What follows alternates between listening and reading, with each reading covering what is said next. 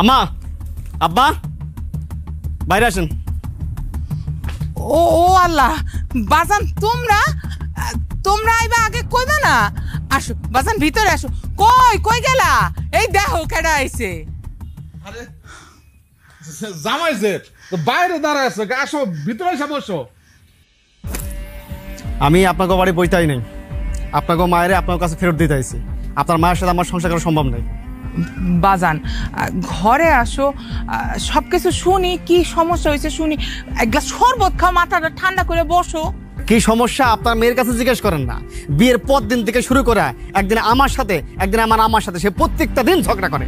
আমার মা শুধু আপনার মায়ের বলছে যে আমগো বাড়িতে সবাই খাওয়ানোর পরে তারপর তুমি ভাতটা খাবা। সে এই কথা শুনতে পারে না। সে এই কোনায় ওই কোনায় চিবাই চাবাই যে সে শুধু ভাত খায়, এখানে ভাত খায়, ওখানে ভাত খায়, প্রত্যেকটা কাজে বরবর সে ভাত খায়। একদম মিছা কথা কইবেন না। আপনি সেই সকালে বাড়ি থেকে বাইর হন, আসেন রাত্রেবেলা। আমি সারা দিন আপনার জন্য অপেক্ষা করি। অপেক্ষা করতে করতে ক্ষুধার জ্বালা আমি না পাইরা একটু খাইছিলাম। এটা নিয়ে তো আপনি আপনার আম্মা আমার কম কথা শোনান নাই।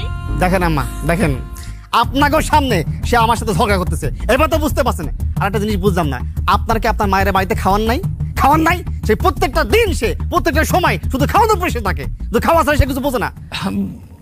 বাজান শোনো, মায়া না আমাকে খুবই আদরের, আমরা কখনো খাওয়ানোর কষ্ট দেই নাই। তাই মানে হয়েছে কি, যখন যেটা চাইছে যেমনে চাইছে অমনে ওর সামনে না দিছি বাজান। আমাজান, আপনার বাড়িতে আপনার মেয়ে কেমন ছিল কি না ছিল এটা আমার দেখানোর দরকার নাই। একটা মেয়ে বিয়ে হওয়ার পরে আমাকে বাড়িতে যায়, সে কি করবে, শ্বশুরের সাথে, শাশুড়ির সাথে, আমার সাথে সে কিভাবে সংসার করবে, এইটা তার দেখার দায়িত্ব। সেটা দেখে না, তার কাম হচ্ছে খাওয়া। এই কোনায় বসে, এই কোনায় বসে, এই চিপায় বসে শুধু খাওয়ানোর পয়সা থাকে। আম্মা, আমার কি মনে হয় জানেন, আপনার মায়া আপনার বাড়িতেই ঠিকঠাক থাকে।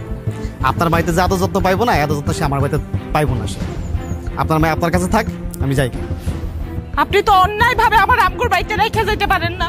আমি দরকার হলে আপনার নামে, আপনার আম্মার নামে আমি মামলা দিব। আপনারা যে আমার অত্যাচার করছেন, দিনের পর দিন আমার না খাওয়াই রাখছেন, এটা কি অত্যাচার না? তুই আমার নামে মামলা দিবি, আমার মায়ের নামে মামলা দিবি, আমার মায়ের নামে মামলা দিবি? এই খবরদার,